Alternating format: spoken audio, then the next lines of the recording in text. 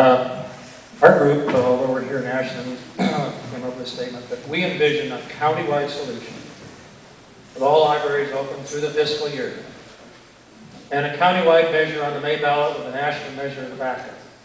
We weren't specific about what kind of measure that was or what rates. We kicked around a number of possible stopgap solutions to funding, and I'll kind of mention most of those briefly in passing. Included investigating several other possible sources of funding, include using part of the rainy day fund, expanded efforts to obtain grants from foundations, using part of the city activities levy, consolidation of branches, renting out closed branches for income. So we were trying to say there's no one answer to getting all the stopgap funds even. We need to be creative and looking at a lot of possibilities. Thank you. Okay, well at this table, it turns out we're all WITs, W-I-T-Ts. We're in this together. And you must understand that we're opposed by the yo-yos. You're on your own. Y-O-Y-O. Now, given what is, we want a county-wide, Jackson County-wide library system, and we should go for that.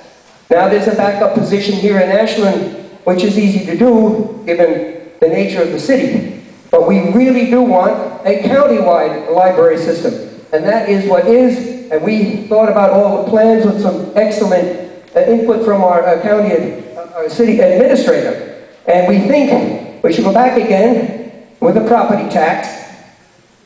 Move it down. No, raise the property tax. No. We can, we think if we really push for that all over the county, that could pass if we brought home to people the essential nature of this thing. That is what is. Now, we also believe in our bold statement, we have to move on from the poor old property tax. We have to consider, we have to plan for a 1% perhaps income tax, perhaps 1% for the county.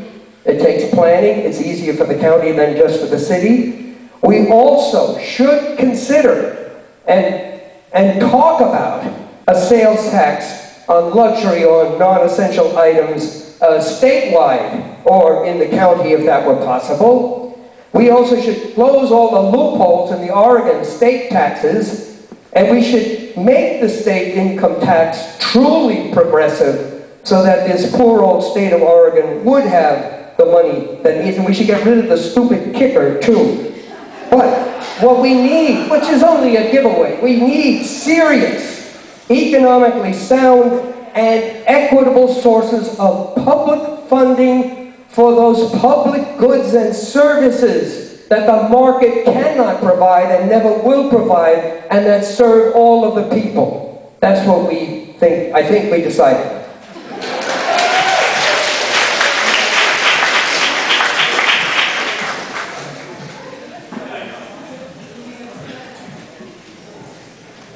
Well, we too agree that we would like to see a county-wide solution to our library problem.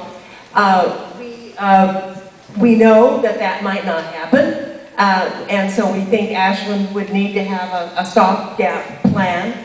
However, we feel that has to be, we have to have some certainties from the county that they would continue to provide Ashland with access to the computer system if we did pass a local levy, and also the courier system so that we would have access to all the materials in the county, and that would also be available to any other city which passed its own local levy. But we do not see that as a permanent solution to the problem. There are many, many models for library service in the state of Oregon which are quite successful. And as a professional librarian who has worked in them for almost 30 years, I can tell you that with real honesty.